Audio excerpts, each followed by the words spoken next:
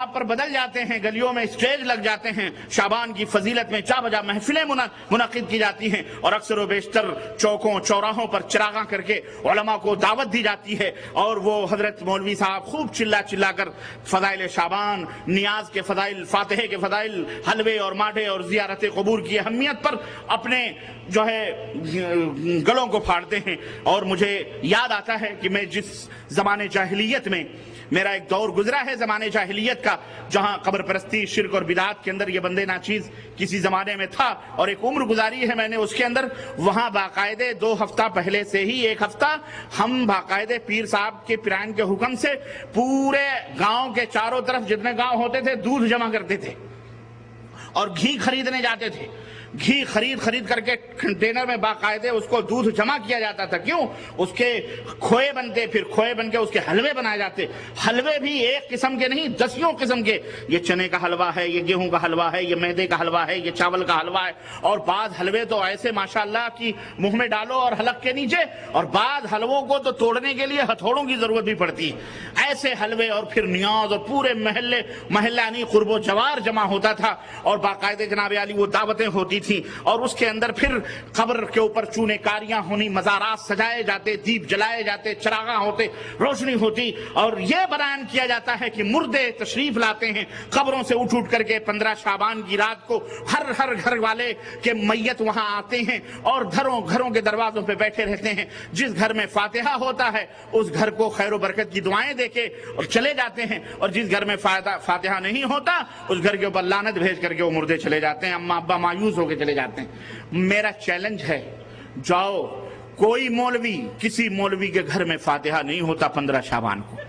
مولوی دوسروں کے گھروں میں فاتحہ کرتا، اپنے گھر میں اس کا فاتحہ نہیں ہوتا۔ واللہ بتلا رہا ہوں، یہ نہ اس کے گھر میں حلوے بنتے ہیں۔ ہمارے گھروں سے حلوے کی قدر ڈھیر لگ جاتی ہے، اس کے گھر میں حلوے بنانے کی مولانی ٹھرا کے سوتی ہیں، ان کو کیا فکر ہے؟ ٹفن آ رہی ہے، کھانے آ رہے ہیں، سب کچھ آ رہے ہیں۔ مولوی کے گھروں میں یہ سب کام نہیں ہوتے۔ ہاں عوام، اسی لیے لوگ خود فاتحہ نہیں دیتے۔ کبھی کسی کو دیکھا گھر والے کو فاتحہ دیتے ہوئے؟ نہ ہی یہ کہا جاتا فاتحہ دے دو، نہیں، یہ کہتے ہیں فاتحہ دلا دو، فاتحہ دلاؤ، فاتحہ ہاں دو نہیں۔ کیوں؟ تم تو دے نہیں سکتے ہیں؟ فاتحہ دلاؤ۔ مولوی نے بھی کیسا لفظ بڑھایا، فاتحہ دلاؤ۔ اب دلانے کے لیے تو مولانا صاحب ہی آئیں گے، امام مسجد آئیں گے، حفظ جی آئیں گے۔ تو یہ شعبان کا مہینہ جو رمضان المبارک کا پیش خیمہ ہے، جس میں ہمیں تیاری کرنی ہے، یہ سب گل گپاڑوں کے اندر۔ اور میرے بھائیوں ایک بات یاد رکھو، اس سے پہلے میری تقریر سے پہلے شیخ یاسر جابری کی تقریر ہوئی ہے، شاید انہوں نے منہج بتلایا ہے، میں تو آرام کر رہا تھا، شاید انہوں نے بتلایا ہے کہ قرآن و سنت کو سمجھنے کے لیے کس انداز سے اس کو سمجھا جائے۔ میرا معاملہ بہت آسان کر دیا انہوں نے۔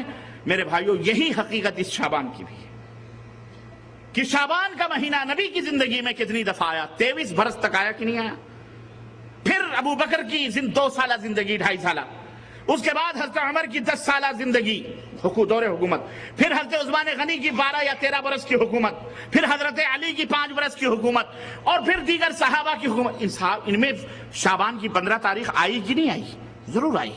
ہمیں دین کو اپنی مرضی سے نہیں سمجھنا ہے، ہمیں دین کو وہیں سے لینا ہے جہاں سے ابو بکر نے لیا ہے، عمر نے لیا ہے، عثمان نے لیا ہے، علی نے لیا ہے، فاطمہ نے لیا ہے، خدیجۃ الکبریٰ نے لیا ہے، اور دیگر صحابہ کرام نے لیا ہے، تابعین نے لیا ہے، تبع تابعین نے لیا ہے، امام ابو حنیفہ نے، امام شافعی نے، امام مالک نے، امام بخاری نے، امام مسلم نے، امام ترمذی نے، امام ابو داؤد نے، امام نسائی نے، جتنے بھی سلف کے ائمہ گزرے ہیں، جہاں سے انہوں نے دین لیا ہے وہیں سے ہمیں بھی دین سمجھنا ہے، اور انہی سے سمجھنا ہے، انہی سے سمجھنا ہے۔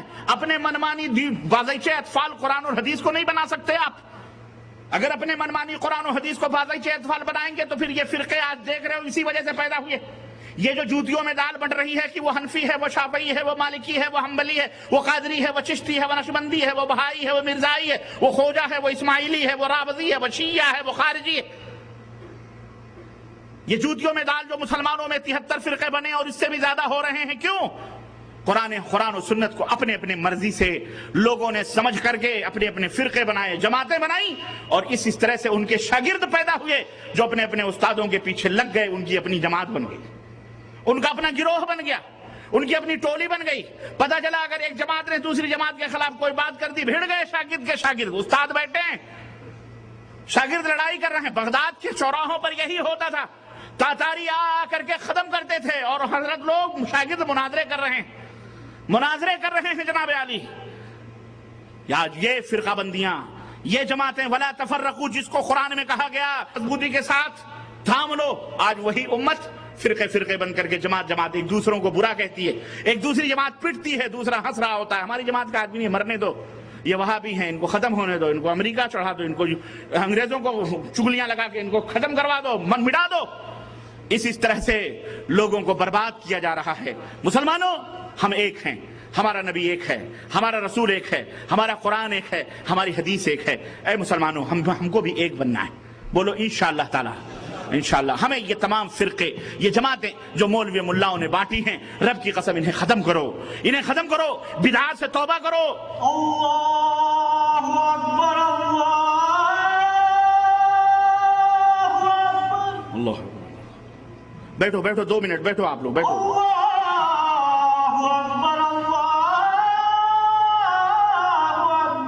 میرے عزیزوں، میرے دوستوں اور بھائیوں، کہنے کا مطلب یہ ہے کہ ہم کو اور آپ کو اگر اپنے اعمال صحیح کرنے ہیں، ایمان اور عقیدے اور نیکیوں کو اللہ کو راضی کرنا ہے، تو اللہ اس کے رسول کی اطاعت و پیروی کریں.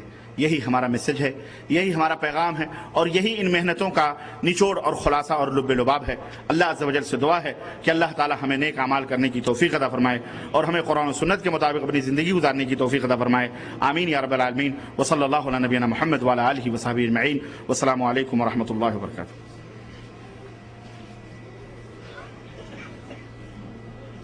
جزاکم اللہ خیر، احسن الجزا. حضرات، یہاں باتھ رومز پیچھے موجود ہیں، آپ لوگ نماز کی تیاری کر لیں اور نماز پڑھیں گے ہم انشاءاللہ. پھر اس کے بعد چائے کا انتظام کیا گیا ہے منتظمین کی جانب سے. چائے اور بسکٹس ریفریشمنٹ کے طور پر آپ لے سکتے ہیں، اور اس کے بعد پھر انشاءاللہ تعالی ملاقات ہوگی سوال و جواب کے نشست کے ساتھ. آپ لوگ سوال تحریری طور پر لکھ کر پیش کر دیں، انشاءاللہ تعالی وہ پیش کیے جائیں گے. بسم اللہ الرحمن الرحیم. الحمدللہ رب العالمین، والصلاة والسلام علی اشرف الانبیاء والمرسلین نبینا محمد وعلی آلہ وصحبہ اجمعین.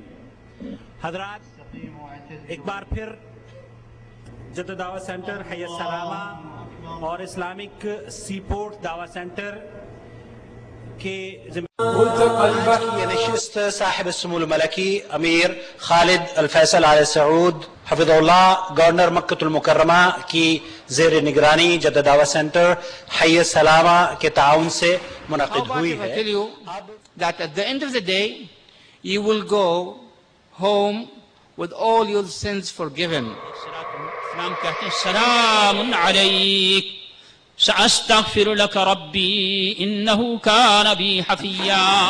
اللہ نے ہمیں کامل دین دیا، اس کامل دین کے علاوہ کوئی اور دین اللہ کے ہاں قابل قبول نہیں. اس اجرا کے لیے آخر وہ کہاں ہے وہ علم، کہاں ہے وہ تفقہ فی الدین، کہاں ہے وہ علم شریعت جس کے ذریعے ہم اس اسلام کو سمجھے جو نبی کریم صلی اللہ تعالی علیہ وسلم لے کر کے آئے تھے.